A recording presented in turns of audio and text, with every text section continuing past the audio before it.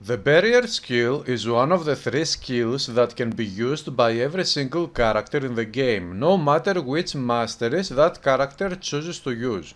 The main function of this skill is to put a barrier on top of your health pool, which we can visually see on the health globe while the skill is active. But it also has some other functions that come in the form of modifiers that belong to this skill.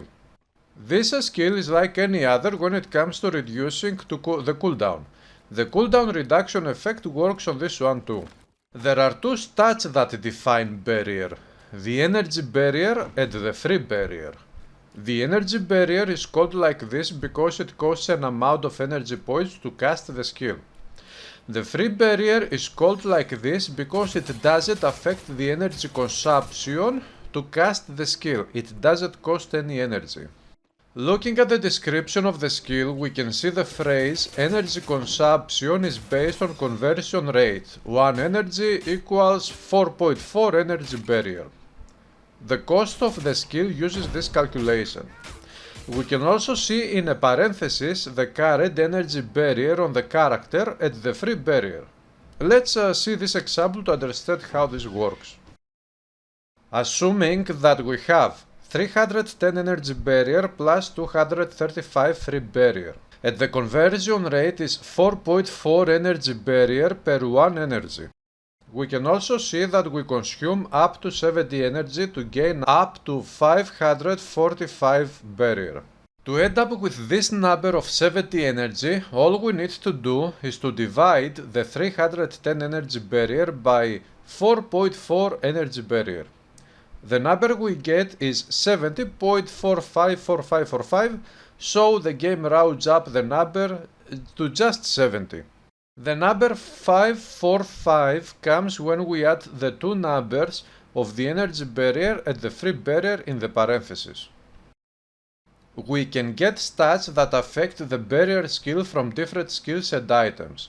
For this example that we just saw, one of the items I used was this shield. As we can see, the shield provides plus 63 barrier and plus 52 energy barrier.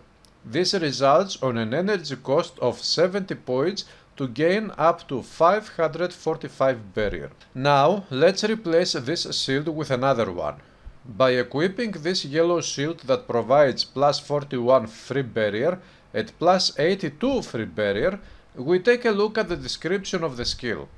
We can see that now the energy cost is down to 58 and we can gain up to 556 barrier. In the parentheses, we can see that the number of energy barrier is lower than before and the free barrier is higher. So, this means that we need to pay less energy if we can equip items that provide more free barrier than energy barrier stat. So, an effective way to use the barrier skill would be to either focus only on free barrier while having 0 energy barrier, so that we don't need to pay no energy cost to use the skill. Or we should have at the least amount of energy barrier and at the same time to increase the conversion rate number as much as possible, so that we can reduce this way the energy cost of the skill in case we have a flat amount of energy barrier. Some masteries provide buffs to the barrier skill.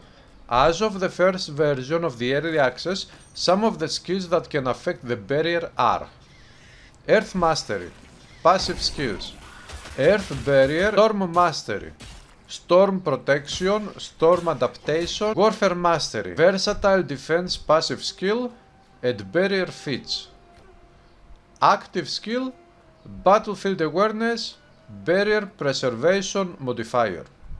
When it comes to the Storm Protection skill specifically, the best time to use this one is when we don't have any flat energy barrier added, but we only have free barrier added, because the percentage to barrier of this skill will increase the number of free barrier and the conversion rate buff will not affect the skill, because it won't matter when the skill doesn't use flat energy barrier at all. If we had an amount of flat energy barrier, the percentage would increase the flat number, which is a good thing, but the buff to the conversion rate would also increase a little bit the energy cost. So, in that case, we would need to find the golden point of balance, so to speak, in between energy barrier and energy cost. On the different skills of the masteries, we can find some types of buffs to the barrier skill. A few examples would be these. X percentage increased barrier. This stat increases both the energy barrier and free barrier numbers that we can see in the parentheses on the description of the skill by this amount. So, if for example we got 25 energy barrier plus 164 free barrier and we get 7% increased barrier, then the numbers go at 25 plus 7% equals 26.75, that rounds up to 27, and 164 free barrier plus 7% equals 175.48, that rounds down to 175. X percentage increase conversion rate. It increases the number of conversion. X percentage global barrier decay rate. This one makes the barrier to deplete faster, so it is a bad effect that we will have to deal with in some cases. Barrier decay threshold. This effect will give you a flat number of this threshold.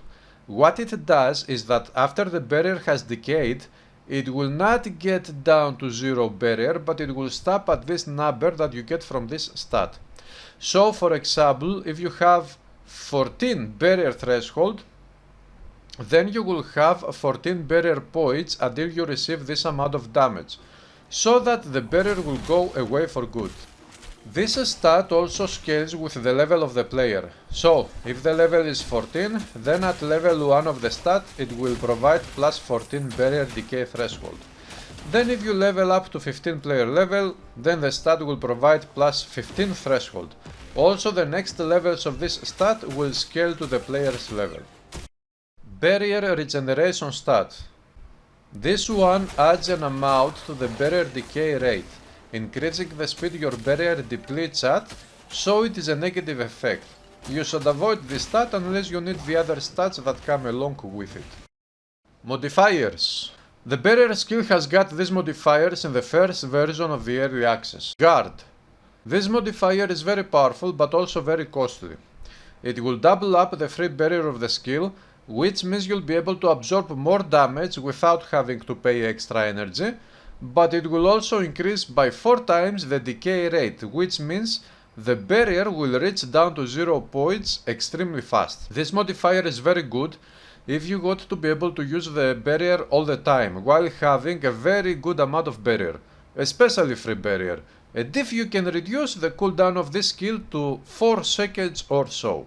Preparation. This will add a delay to the barrier, but it will increase the performance of the skill significantly, because it will reduce the decay speed and at the same time it will increase the global maximum barrier. The term global means that both energy barrier and free barrier will be affected. Reflecting guard. A pretty self-explanatory. Enduring barrier. Less speed of the decay, which is great, and some free barrier added on to help with survivability. Fleeting barrier. It increases the speed of the decay, which is bad usually, but it also increases the maximum barrier, which is good, always good. Barrier heal. This is self-explanatory. The health regeneration will last so long as the barrier itself. Invigorating guard. Something like for 2 seconds you get auto healing, something like that. Ailment cleanse. Ailments are the secondary types of damage that can trigger by chance from the main types of damage that we deal. For example, physical damage attacks could trigger the ailment type of physical, which is bleeding damage. Fast barrier.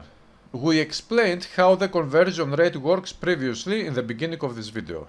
Rage gain. This can be a powerful modifier under the right circumstances because it provides rage, which increases attack speed and total damage per stack.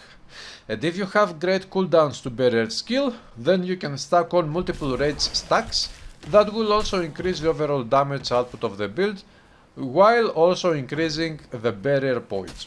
This is it for this guide video. If you liked it, hit the like button and subscribe to this channel for much more Titan Quest 2 content, and also for thousands of videos of Titan Quest 1 on this channel already. Have a great day.